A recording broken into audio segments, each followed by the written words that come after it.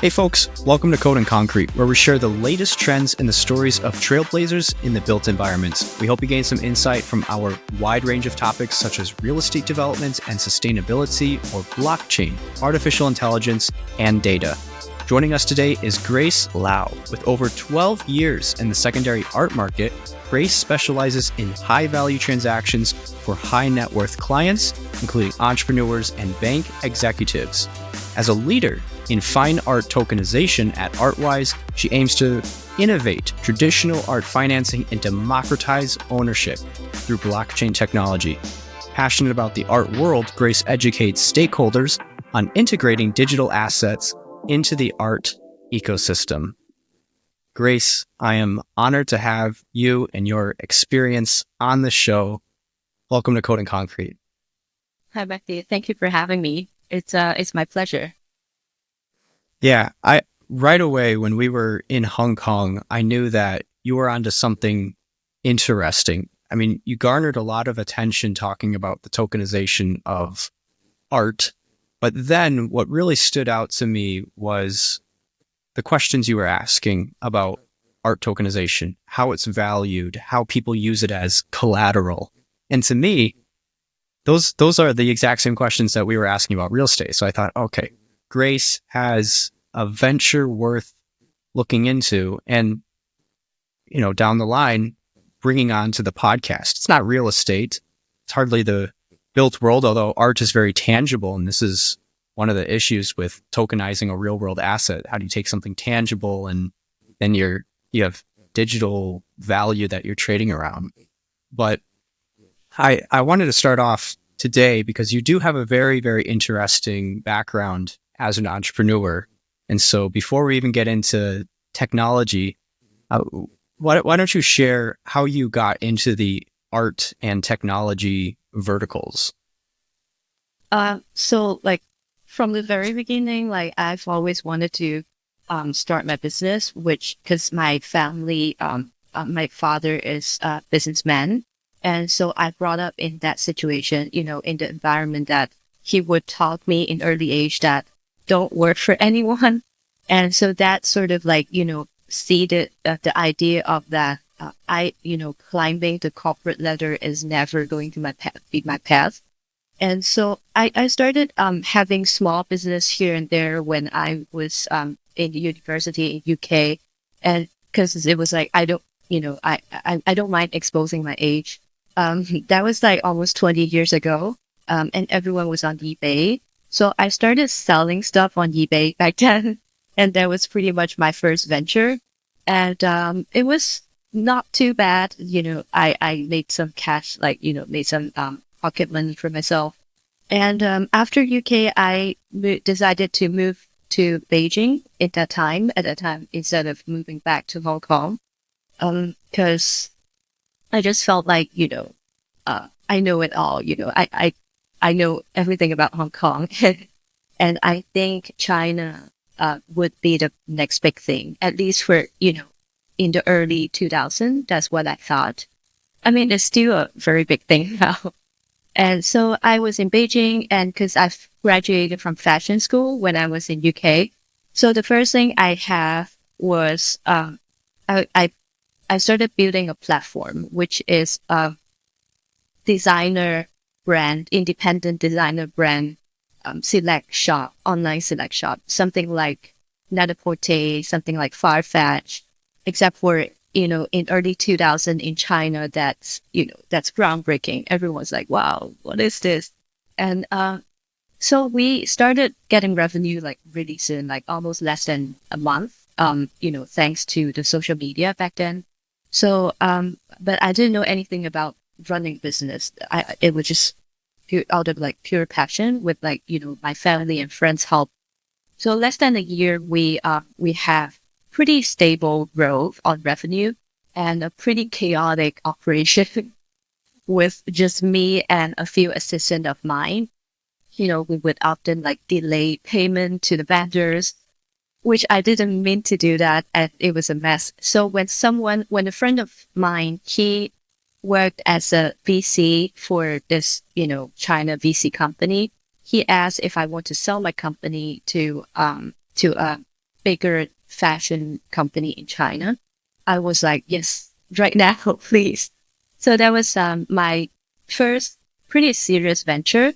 And that gave me a bit of freedom for, not having to get a job right away to, feed myself. So I took some time off and tried to figure out what do I want to do. And my family is very close to the art community, like the artist community back then in Beijing. So I got into the community and started hanging out with those people. And I thought that was really interesting. Every artist have their own characters, and, they're like, fighting each other's and arguing, my art is better, it's better than yours, nothing.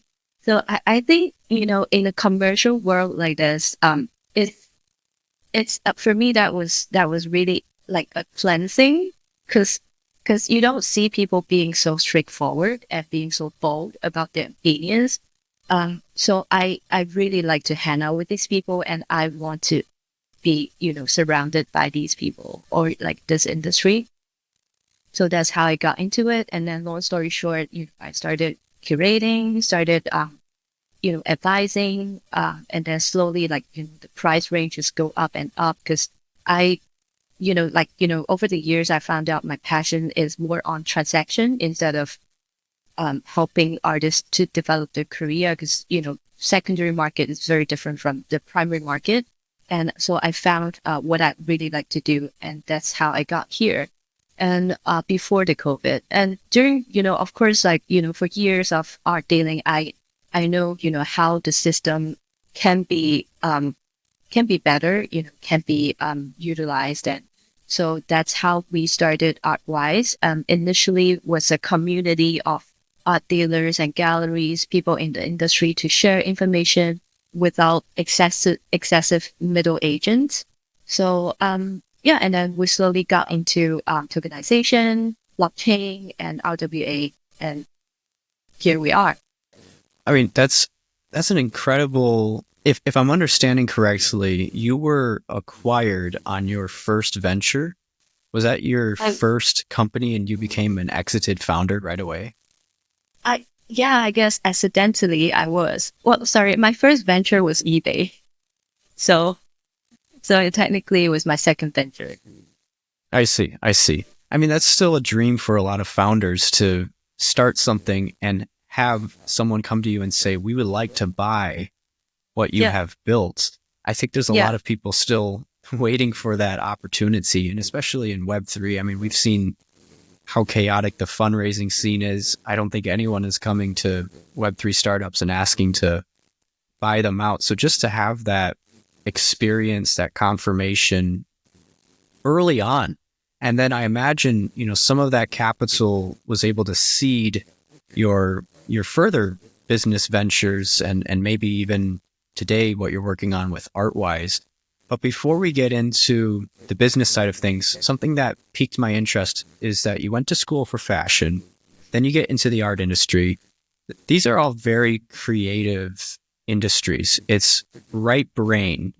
And yet you're on the left brain side of the industry because you're handling economics, finance, and transactions. I have to ask, which of those do you like more? Were you an artist at some point? Did you see yourself as an artist? And what attracted you to more of the transactional side of things? I think that's a really good question. Like I would have, I would have this internal struggle, like with myself sometimes. Sometimes because being surrounded by the creative community, I hang out with, artists, musicians, filmmakers. They just, they wire differently from, in a business perspective. And sometimes I feel like, I'm part of it. I'm part of the cool kids. But then I don't think I'm cool enough, to be actually an artist as well. And when I'm with the, business people, I feel like I'm not business enough. So it's always a constant internal, I wouldn't say struggle. That's too negative. It's a constant, internal shift of role that I'm doing to myself. And I'm not really trying to define if I'm more like left brain or right brain, because I guess if you have enough of knowledge on each field, you can just be yourself, or you can just change your role like depending on the situation. Yeah, I think cognitive dissonance would be the best way to describe trying to choose that route when you approached a fork in the road where you felt, well, I like the art community, but I also like the business side of things, and choosing which of those that you have to pursue. But you said something that was interesting. You felt that you weren't cool enough or talented enough, which where that immediately takes me, which I think you're very cool. You have a lot of talent, but this raises the topic of subjectiveness in art. And so to sort of lay the foundation for tokenized art, we have to talk about valuation. And I don't know if a lot of folks know how art is valued. In fact, I think there's a stigma that sometimes art is inflated because it can be used for tax write-off purposes. And so no one really knows where the value is coming from except the highest bidder in an auction. So sort of describe to us how art is valued and how that's calculated and how it appreciates over time. Right. So of course, there's shady things going on. Like I'm just trying to be really blunt. And is it going to be censored? I don't know. But in most of the case, the standard practice would be you're a new artist, graduating from school or not graduating from school, and you have your first show, and hopefully with a nice dealer or gallery in town, and the dealer or gallerist would bring in valuable collectors. Those can be like famous collectors, or even collectors that have influence among the community.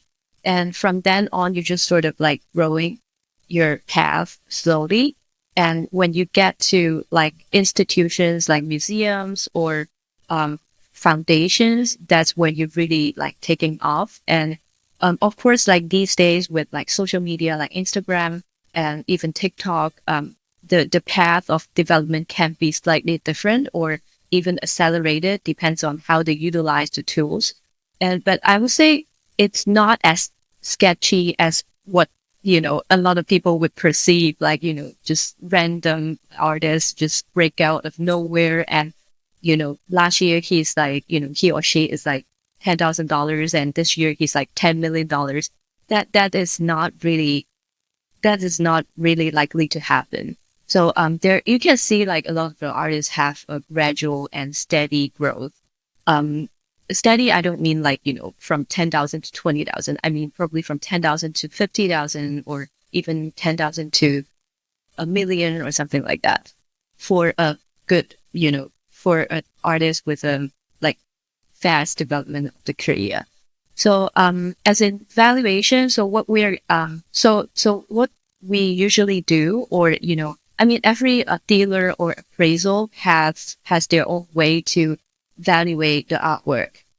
But you can miss a few elements, which include the name of the artwork, like the name of the artist, like who is it coming from, and the bio, like is it collected again like by big names or institutions or even like big corporates, and the exposure, is it still active in the market, because you can be famous back then, like 5 years ago. And then if for the past 5 years, there's no auction going on, no secondary market sales, that means like probably no one wants your stuff. So a few really important elements to look into when we're trying to evaluate a piece of art. So that said, it's not like rocket science. You just need knowledge and access to information, as in like auction prices, as in probably insider information from the circle, because a lot of the information in the art world is still not being shared online. It's not like we're posting online about what we know about it. So you just really have to be active physically in the community to know what's going on. And so that's why we're trying to build this community in the first place, for everyone to share. Like everyone's like professional from the industry, from Europe, from Middle East, from America, from here in Asia, a couple of countries. So as we have, collective intelligence on information, we can like eventually we're trying to achieve this market efficiency on both information and valuation. It's interesting because it seems like the valuations are based 100% off of market sentiment, which is very different than traditional markets like real estate, where a lot of that value is based off of utility. We can look at the materials of the building, the people who are in it, and how much they're paying in rent.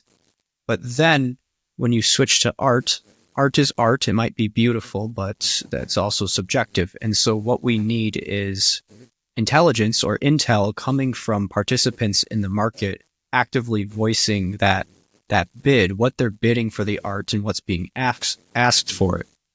And that's interesting because, as I understand art, it suffers from illiquidity and a proper market presence. And so you're not seeing that pricing. And this leads to a ripple effect of problems, including the failure to evaluate these properly or to use it as collateral. So it's interesting that you've introduced this marketplace of personnel come together, agree on perhaps the value of that, because those discussions have to happen frequently and by qualified individuals so that you can actually judge the art and see the change in the value itself. Because like you mentioned, if you have something that doesn't have access to a secondary market, well, naturally, it's not going to sell or exchange hands, which could be perceived as having zero value. So explain a little bit, because I don't know anything about the secondary art market. How does an artist make it to that market traditionally? And how are you looking to improve that process? And how have you already?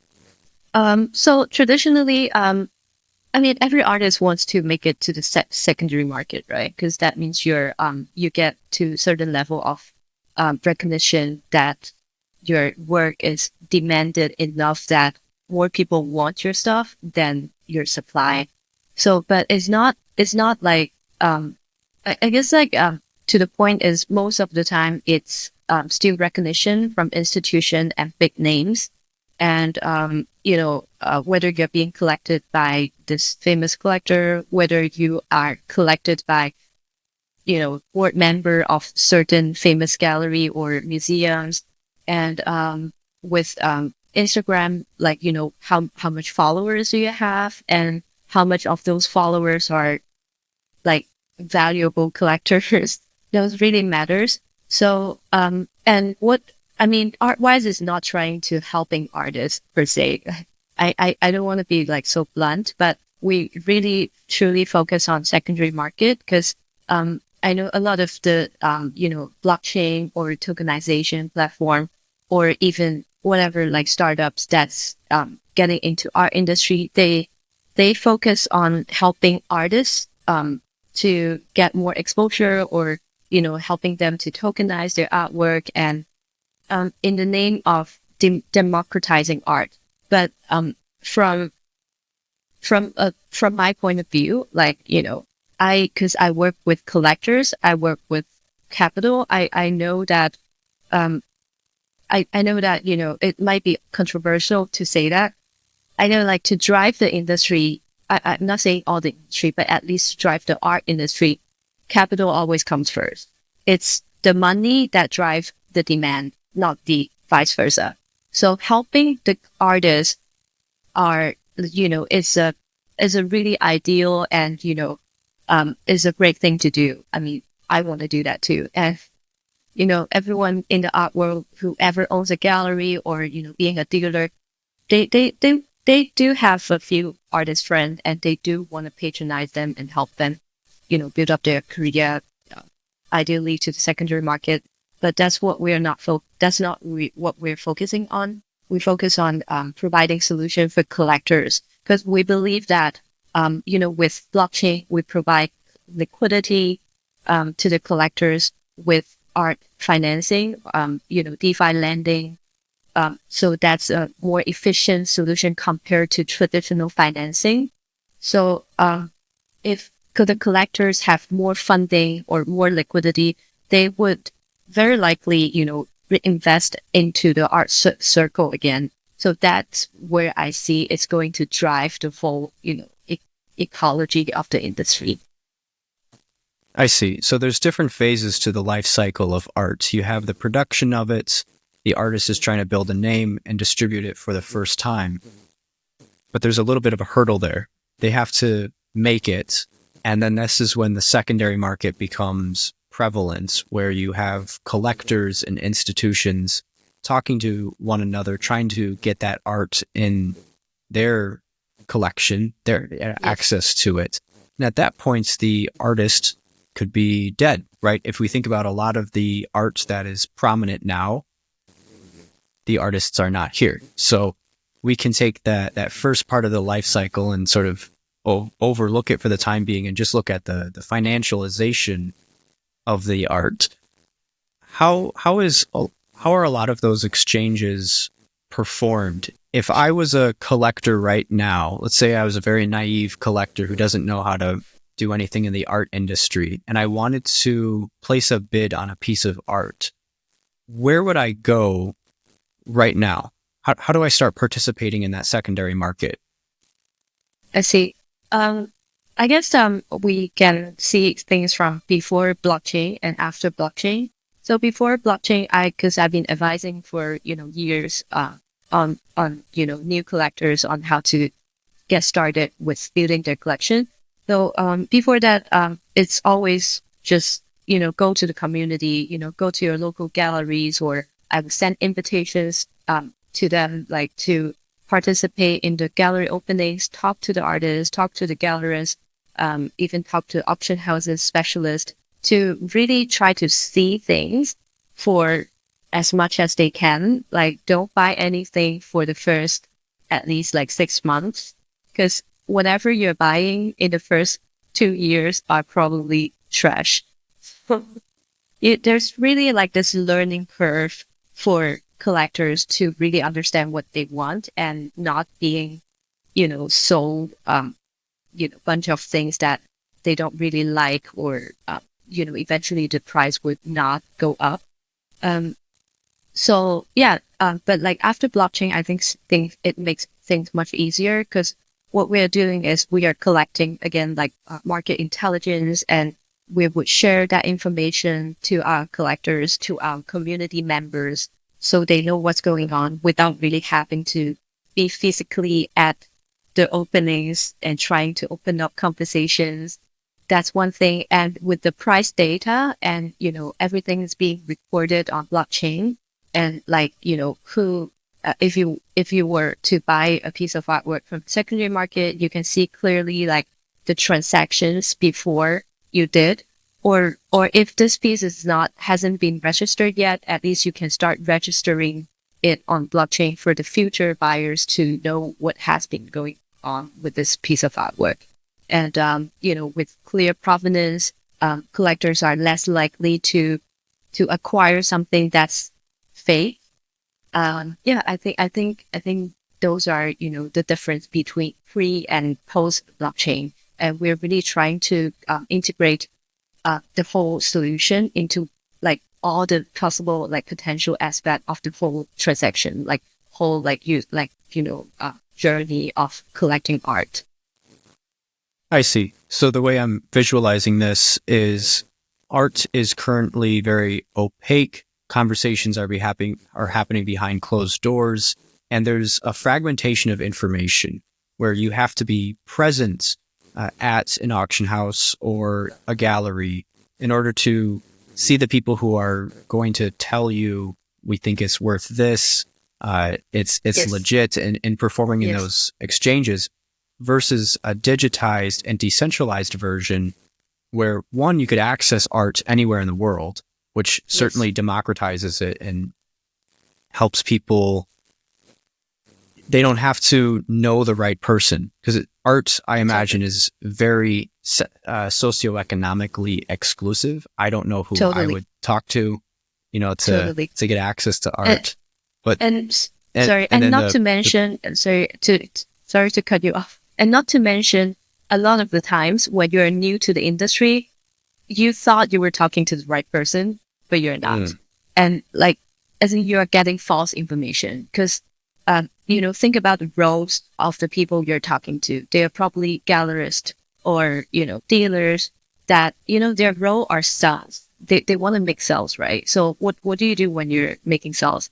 I'm not saying everyone, but, they're trying to, um, be selective on the information they share. right. So that might be misleading. And that happened a lot to my clients when they first came into the industry and they're like, oh, I dropped into this gallery and, the gallerist told me, this artist is really, up and coming and blah, blah, blah. So he or she actually purchased that. And then, so he sent me, the information for review. And I was like, I don't even know this artist. So in that sense, in that sense, I think, a, a balanced, information source, from collective is really important. So like, as a collector or as anyone that's trying to make decision in the field, you just really need a lot of information for you to have that, bird's view. Right, right. And I'm glad you brought that up because where I wanted to segue a little bit was provenance, right? It's not just the information that you have access to, but it's the quality of that information. And that's Yes. something that you're dramatically improving, where you can see the people behind the art and the transactions and the values associated with that. And at the same time, you have this real-time influx of market data. So transactions that haven't occurred yet, but what people are thinking about it, where that art could transact. And that's where you start to, project Exactly. appreciation and determine this is something that is a stable investment and I could hold it in my portfolio, use it as collateral. And it's very relevant to real estate too. That's an industry that is opaque and you have the limitation of information and you have people who are incentivized to not tell the full truth. They're going to tell you the great aspects of a property, and usually that's about it. And this leaves a lot of skeletons in the closets where an asset is no longer as reliable as we deemed. We don't know if there's structural issues. So in art, this would be, is this real? Is this a good artist? Or, looking into the future, how the asset is going to perform in capital markets. So I think that's super, super relevant. So help me visualize sort of this marketplace of ideas that you start to put together. Who's joining, and where is this data coming from, and how has it helped to inform art transactions? So, I mean, from day one, we really focusing on professionality. We don't, there are people that's interested in the platform, but they are not in the field. They can be finance people, or they can be pure blockchain people. I'm not saying they're bad. It's just, you have to. I need someone who have like real knowledge in the field to be able to contribute to the community.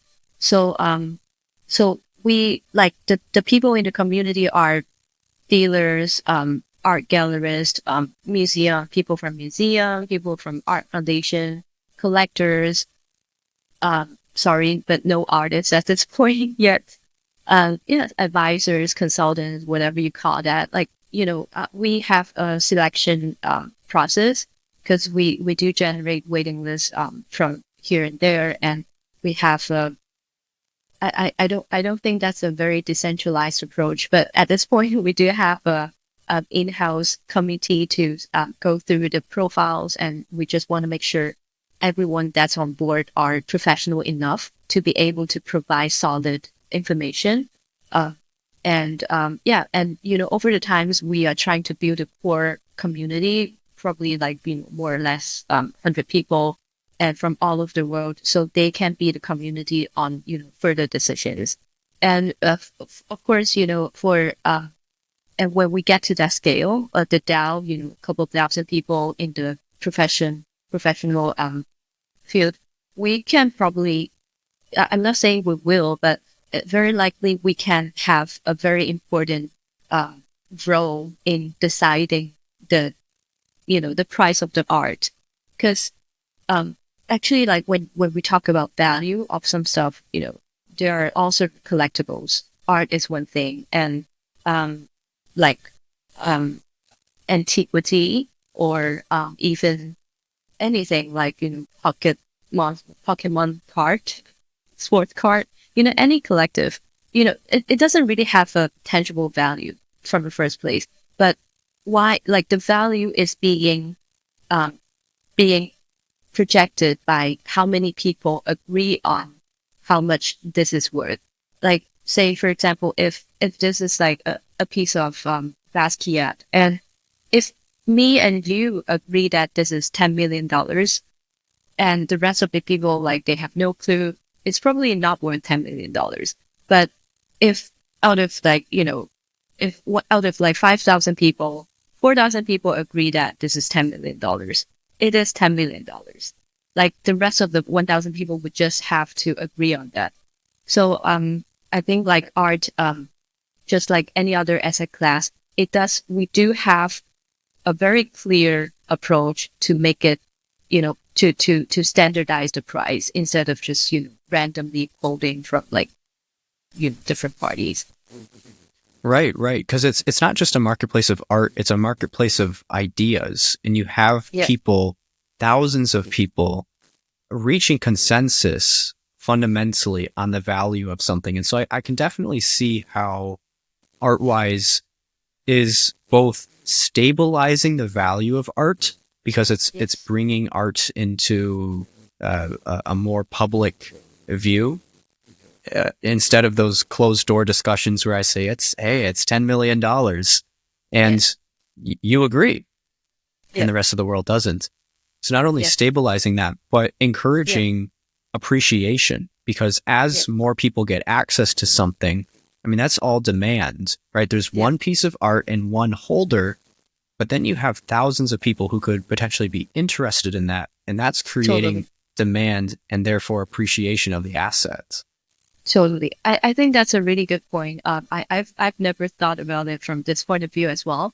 Like, say if, one collector owns a piece of artwork for, $10 million market value, and, we can generate, we can gather interest from the community and pretty much project, like, predict the, where the price is going to be. I think that's a really, that's also one of the potential use case of how we can leverage the network. So let's talk a little bit about the blockchain component. So you're taking these pieces of art. How are you reflecting them on the blockchain? Is it an NFT, smart contract? What does that process look like?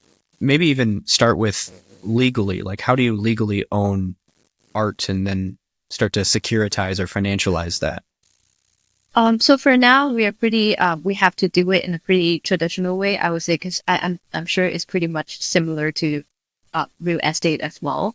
Because even though we are in blockchain, but most of the part is still like physical business.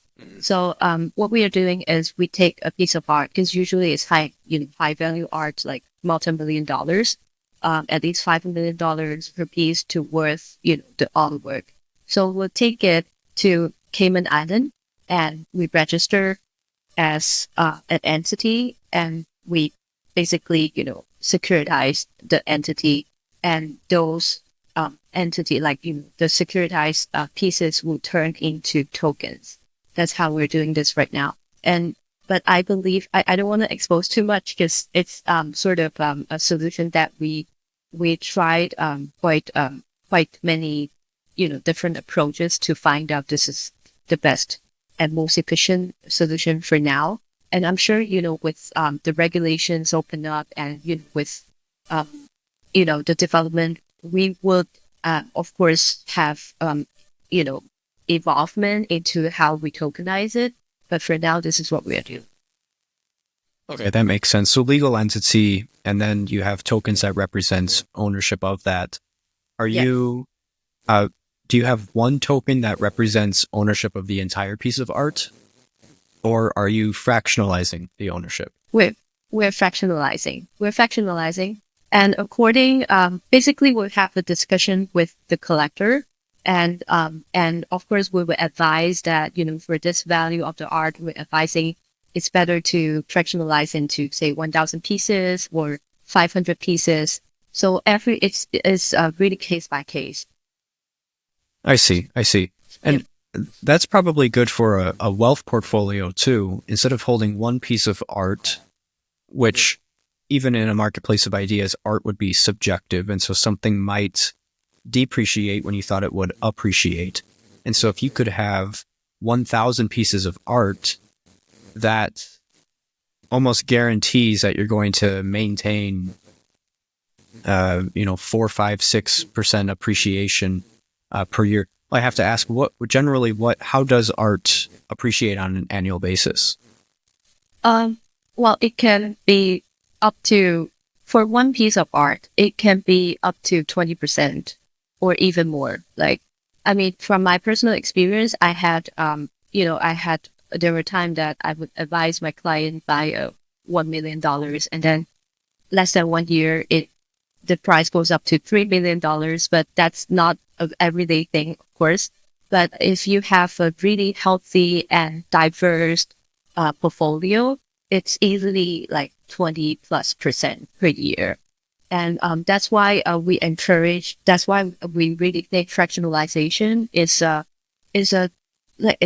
genius. Not everyone can buy like $1 million. I'm sure some people can, but not everyday people.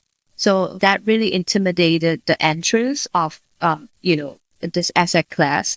And, everyone can buy a share of Tesla, can buy a share of, Google, but not everyone can buy a share of Picasso. But what we're doing is nothing new. I think there's nothing new to fractionalize an expensive asset class. It's just the technology was never being truly introduced, and we think this is a perfect timing to really integrate the technology into what we're doing.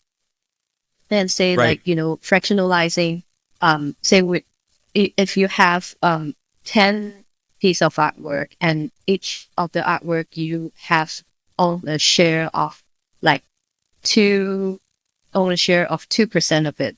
And that's very helpful for us. Like for me, that looks very helpful.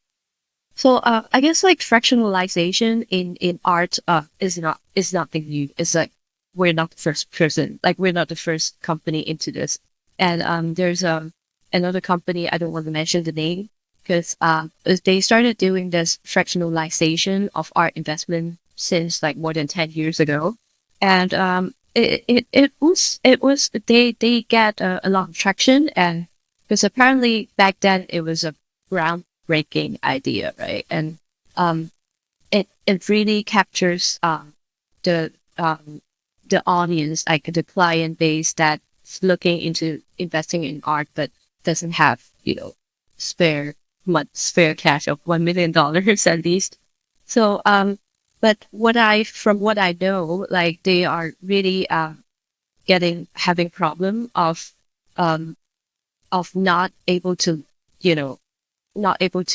actually sell their portfolio, because their operation model is they would take a piece of art, and usually from auction or from private channel, and because they don't I think the core member they're not really from the art industry. Of course they hire specialists, but specialists, the people that you hire, I hate to say that, like they don't really think for you as you do for your business, right?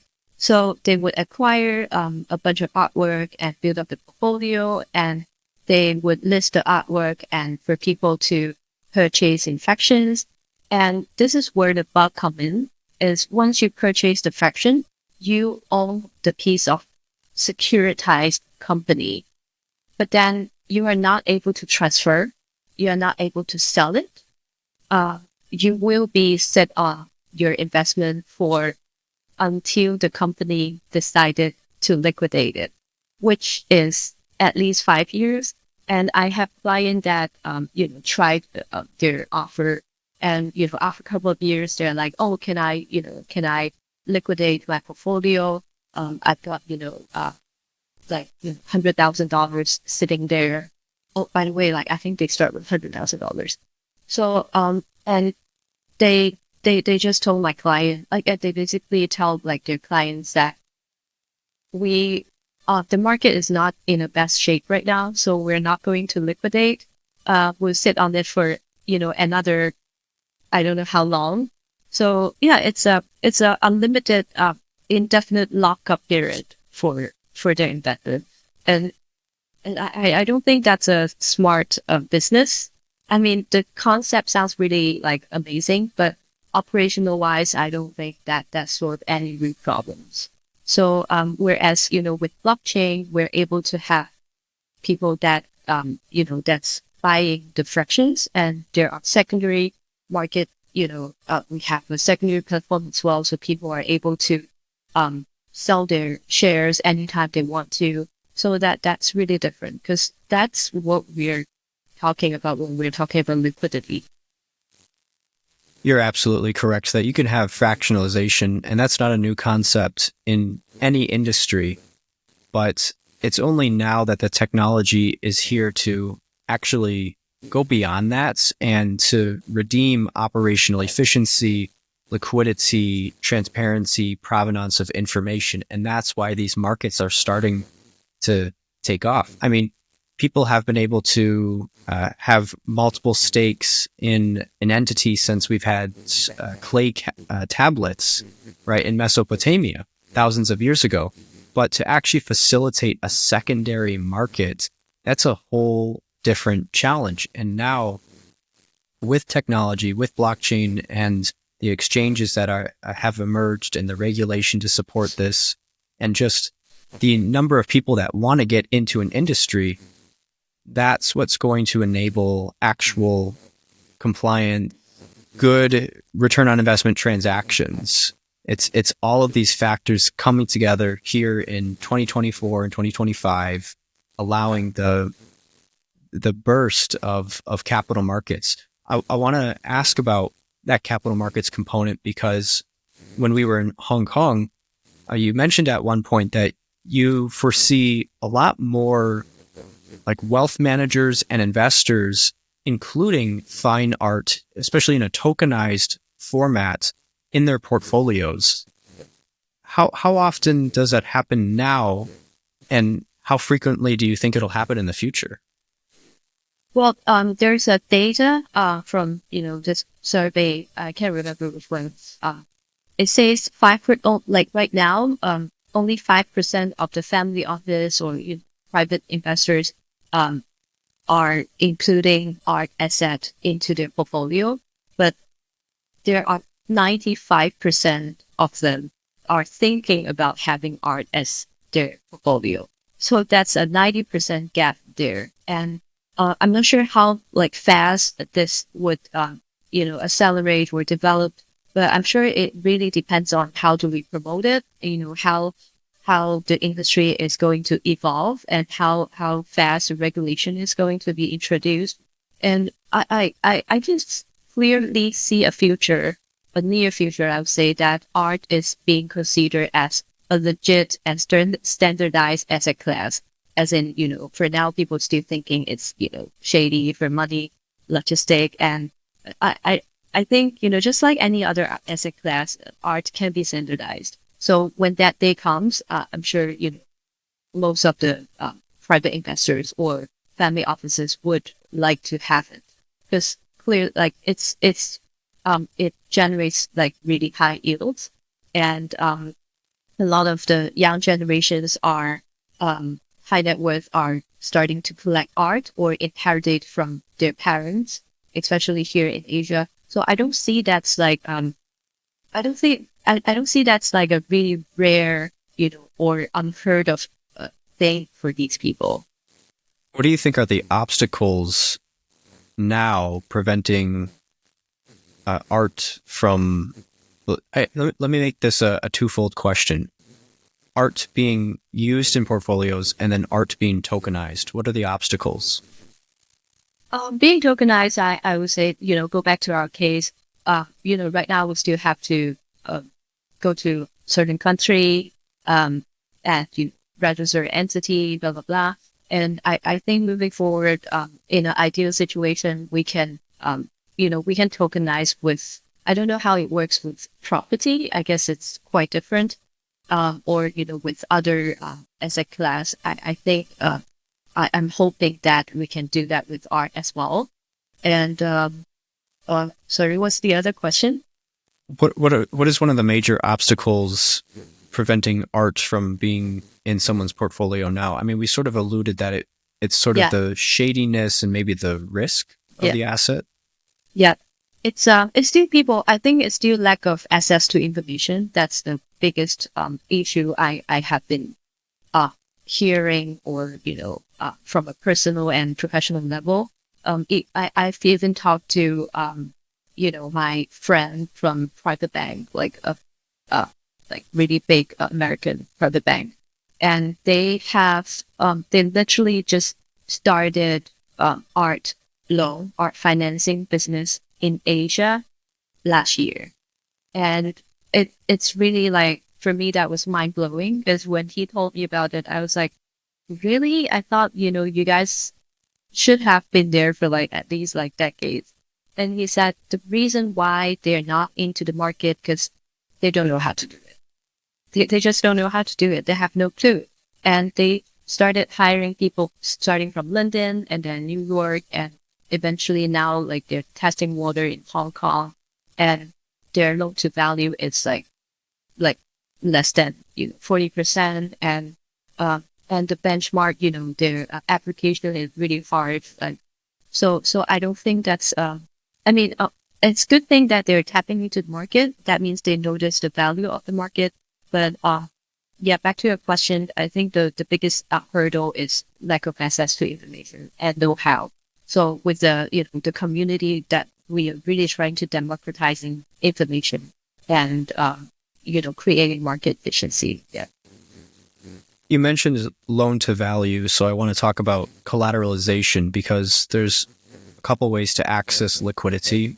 People could be selling their shares of the art outright, but let's look at collateralization. So how are people going to use art as collateral? And then what does that look like to obtain capital? Where does that come from?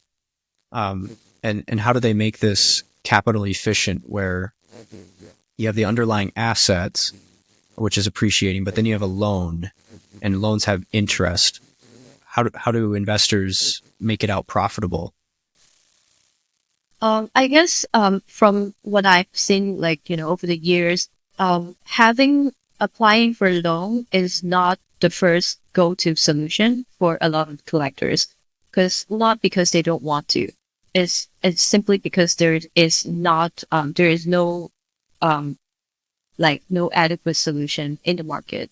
Because coming from traditional market, traditional financing, again, like as mentioned about the private bank, they don't know how to do it. They are, they have concerns on the value. They have concern on authenticity.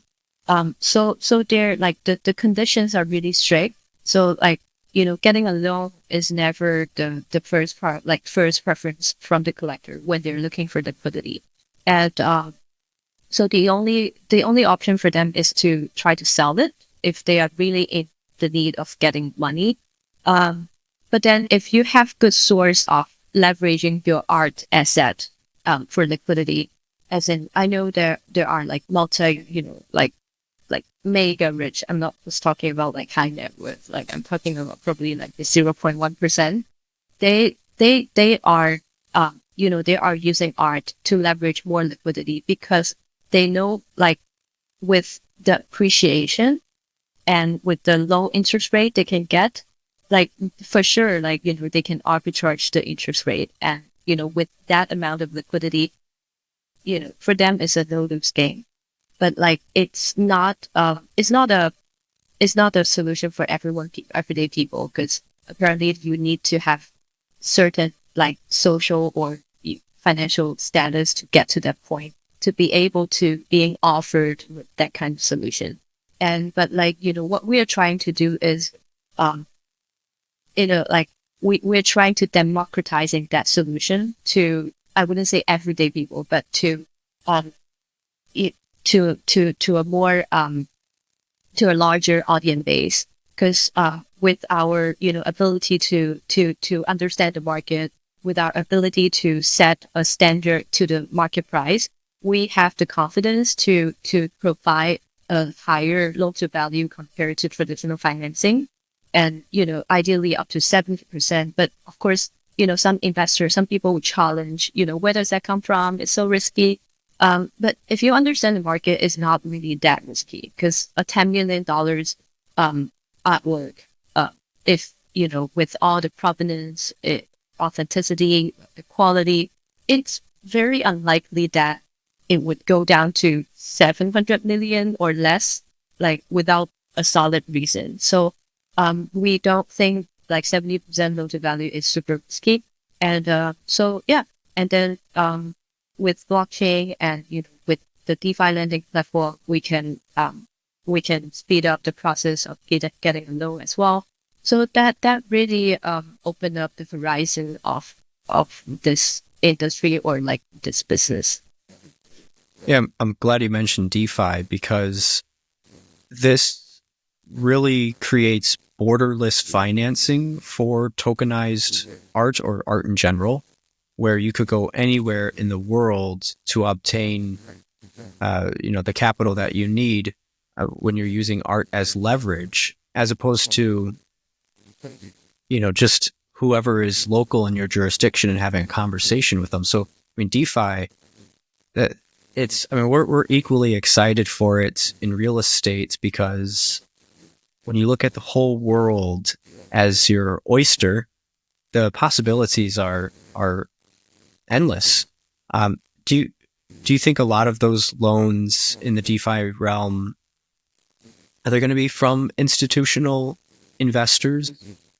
So our okay, a bit getting to a bit of a technical aspect. So what we're building is we have a protocol, and the protocol would serve two purposes. And say like you have an art asset, and would do our thing, tokenize it, and you have the tokens, and you will be able to put your tokens on either the lending tranche or the investment tranche. Where when your tokens go to the lending tranche, you will have to pay a fixed rate of interest rate, of course. And from an investor point of view, like when you decided to inject liquidity into our protocol or into our company, whatever you call it, your investment, like you can either choose to put your liquidity into the lending tranche, where you will get a fixed rate of yields, and the yields will be coming from the interest rate generated from the borrower. And then like, or you can choose investment tranche, where that will match with our asset owner that decided to keep their tokens at the investment tranche. But then for the investment tranche, the yields are not generated, like are not guaranteed, are not fixed, because you don't know what's going to happen with the artwork, whether it's going to appreciate or not. In most cases it will, but you cannot predict how much it's going to appreciate. And we will have an re-evaluation of the value of all the artworks based on the quality of the artwork, sometimes 6 months, sometimes 1 year. So every time we have a re-evaluation, the price would go up, and that's where you see your appreciation of your investment come from. And yeah, that makes sense. Yeah, and for the source of liquidity, we are right now because we are developing by stages, and we're starting out right now. So we're working with private investors, mainly private credits, family offices that's interested, as I mentioned just now, interested in investing in art, but they don't know how to start, or they don't want to, because even if they have like $10 million or $50 million, that is actually not too much for the art industry. Like that can get you like 5 pieces of artwork. But if they inject that amount of liquidity into a diverse portfolio, that will be a really healthier investment for them and less risky as well. So we are working with traditional finance at the moment. Hopefully, as we develop, we can attract the blockchain money, because that a lot of people, a lot of the money in the blockchain are looking for stuff to invest. And I think a lot of them are looking for more stabilized asset class as well, compared to, I don't want to say like NFT or something that doesn't have a physical bag. I guess, real estate tokens or art tokens can be a really good option for these people.